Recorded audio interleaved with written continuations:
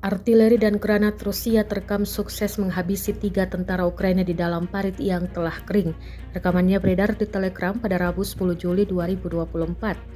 Sebelum diserang, drone pengintai Rusia mendapati 2 tentara Ukraina berupaya mengevakuasi rekannya yang terkena serangan Rusia.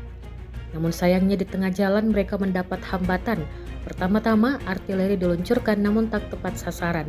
Selanjutnya, rentetan granat diluncurkan dan menewaskan 3 tentara di dalamnya. Dalam keterangan unggahan disebutkan pasukan Rusia melakukan penghapusan 3 tentara Ukraina di lahan kering. Kerjaan ini dilakukan operator UAV dengan tanda panggilan Aibolit dari Batalion Pengintai Manticore melawan musuh dari Brigade Mekanis ke-47 Angkatan Bersenjata Ukraina.